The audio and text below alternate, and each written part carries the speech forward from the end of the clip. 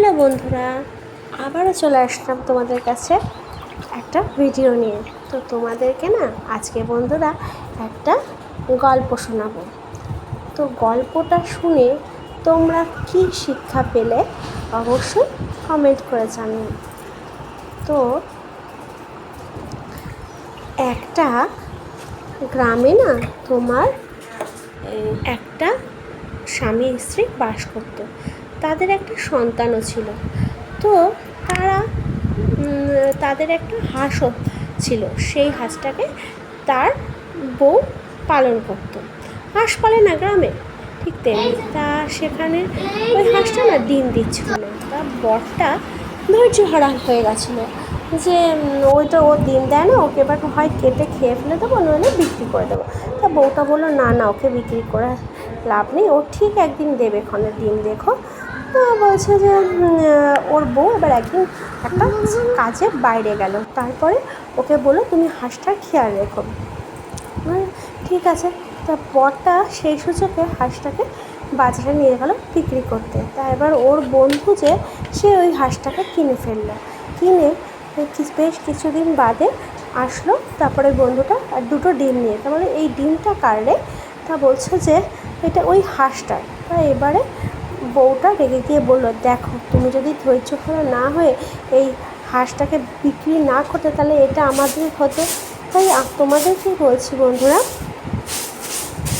যে ধৈর্য হারা হলে কোনো ব্যাপারে, মানে তুমি যদি কোনো লক্ষ্য নিয়ে এগোও, তাহলে ধৈর্য হারা হলে একদম চলবে না। ধৈর্য হারা হলে কিন্তু আমরা কোনোদিনও কোনো কাজে সফল হতে পারবো না।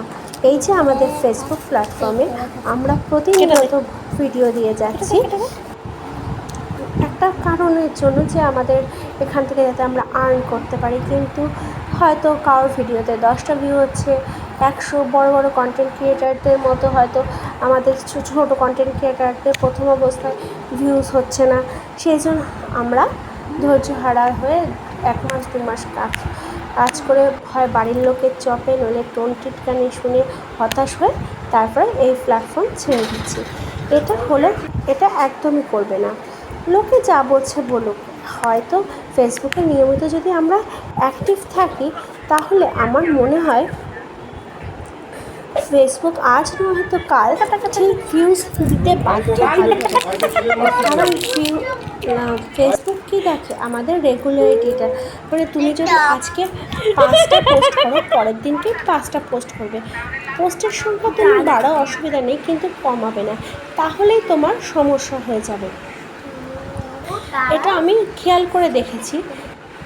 তো আমার কথাগুলো বন্ধুরা তোমার হয়তো জ্ঞানী মনে হতেই পারে, কিন্তু এটাই আসল, যে পোস্টটা ঠিকঠাক টাইম মতো করো আর রেগুলারিটি মেনটেন করো।